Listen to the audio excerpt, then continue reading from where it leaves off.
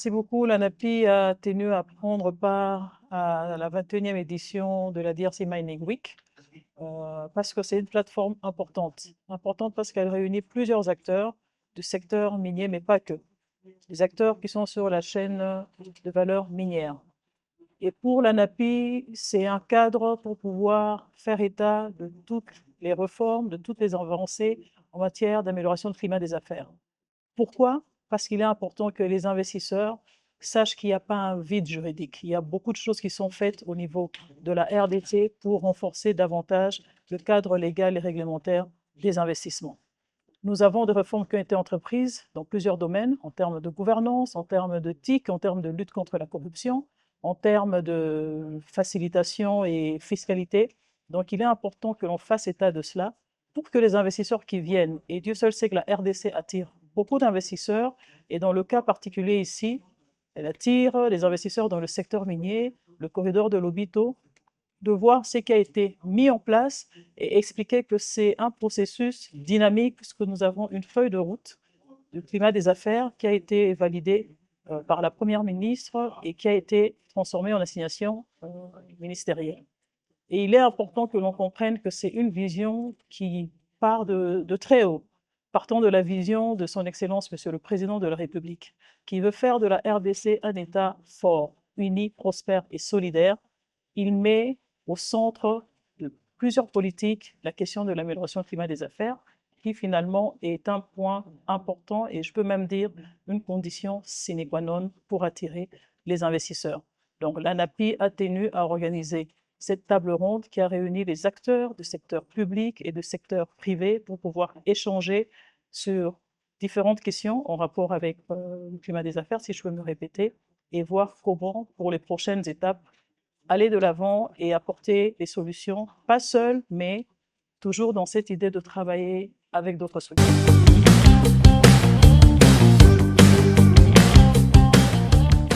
Exactement. La RDC exporte beaucoup de minerais. Nous sommes producteurs de cobalt, nous sommes producteurs de cuivre, nous sommes producteurs de plusieurs autres minerais stratégiques utiles à la transition énergétique. Mais on aimerait, et ça part encore une fois d'une vision forte, la vision de transformation de notre économie, quitter le stade d'une économie extractive vers une économie qui transforme, une économie de transformation industrielle. Donc même des projets structurants comme le corridor de Lobito, on doit arriver à comprendre et on doit mettre les moyens nécessaires pour que ce ne soit pas qu'un corridor minier. Ça doit être un levier stratégique de développement et de transformation structurelle de notre économie.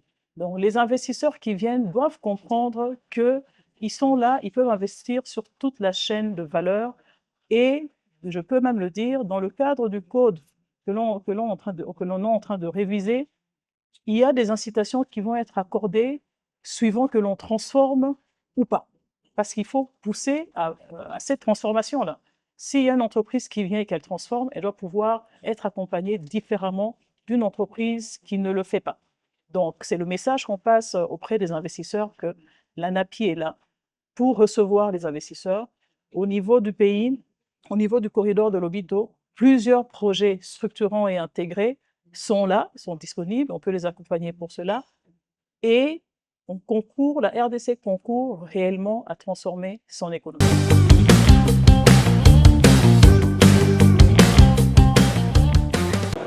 C'est une très bonne question. L'amélioration du climat des affaires est un processus dynamique. Ça veut dire qu'aujourd'hui, on peut résoudre certains points et demain, il y en aura d'autres qu'il faudra résoudre. Mais je vais me baser sur la dernière notation de la Banque mondiale, le Be Ready, qui est un indicateur qui évalue justement la qualité du climat des affaires dans un pays. Sur base de cet indicateur, on a bien vu, en fait, c'est une évaluation qui est faite sur 3 piliers. Sur le cadre légal et réglementaire, sur les services publics, et puis sur l'efficacité opérationnelle.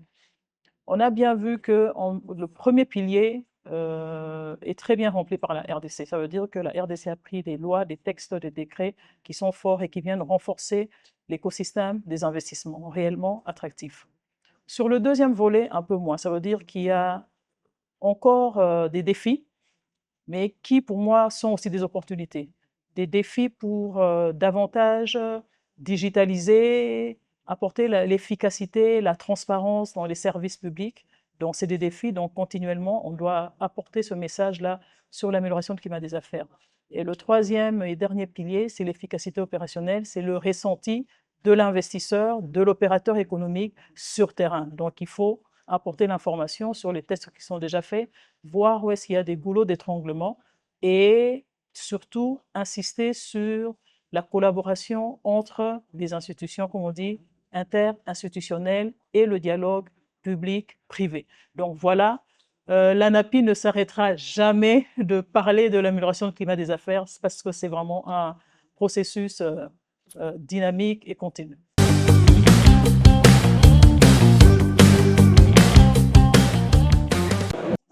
Je peux dire, c'est le fait, quand je regarde la qualité des gens qu'on a pu réunir lors de cette table ronde, des intervenants de très haut niveau, les questions qui ont été soulevées.